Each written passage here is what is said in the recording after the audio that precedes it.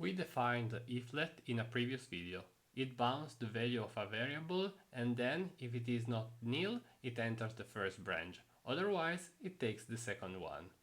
Those two implementations behave almost the same, but I think that the first one is better for at least two reasons. In the parameters we can see the structure that it expects. For example, the binding is inside parentheses. Moreover, the body looks like the form that will be created. This is why we are going to explore more in detail what we can do with macro parameters.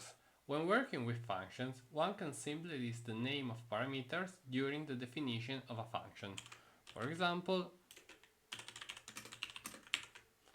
this is a function which takes 3 arguments and returns a list with those 3 arguments. Then, when we call it, the number of arguments is equal to the number of parameters we declared during the function declaration. Each argument will be bound to the corresponding parameter. If we call the function with the wrong number of arguments, an error is thrown. Function definition is actually much more flexible. Lisp let us extend the schema we described before with 3 symbols: optional, rest and key. With optional we can declare arguments that are not mandatory.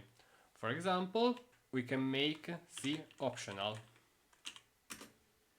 In this case, we can call the function with 2 or 3 arguments. The value of arguments that are not provided is usually nil. But we can change it by providing a default value. Like this.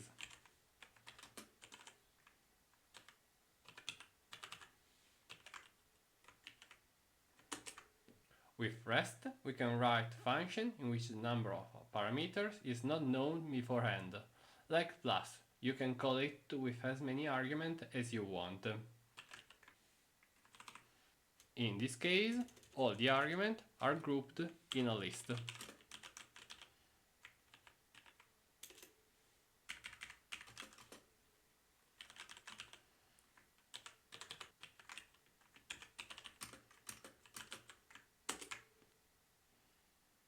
Params is a list which contains the number 2 and 3, which are the second and the third argument. Finally, there are keyword parameters. Suppose that you have a function with 3 optional parameters, and most of the time you want to call it with just a single argument. None of the previous methods would help you. For example, we would have to write all the arguments as optional, and then if the one with no-nil value is C, we have to pass nil to both the first and the second one. A better approach is to use the key symbol. And for example, if you want just to pass C, we have to call foo like this. Foo with value for C equals to 3. As before, we can provide a default value using a list with the name of the parameter and its value. For example,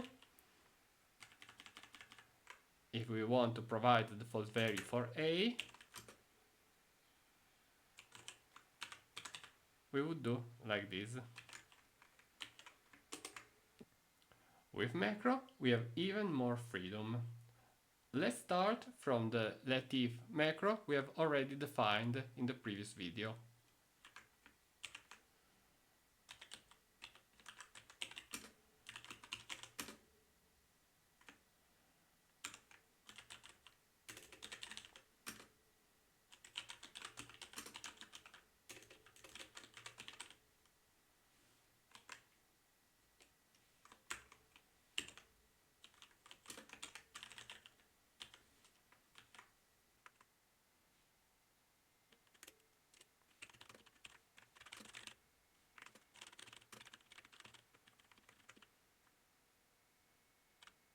We know that the false branch in an if is not mandatory, so we can generalize our iflet by making the false optional.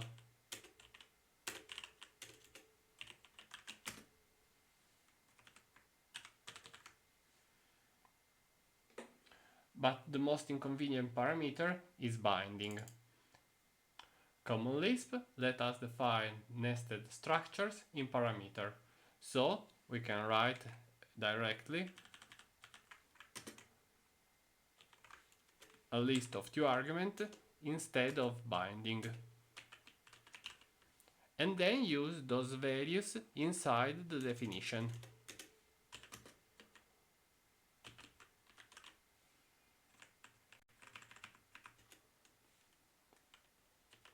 When we call the macro, Lisp verifies that the first argument provided is a list, and then it looks at the binding inside. This is known as destructuring. It's really convenient. The macro becomes easier to read, and we have even a check when we call it.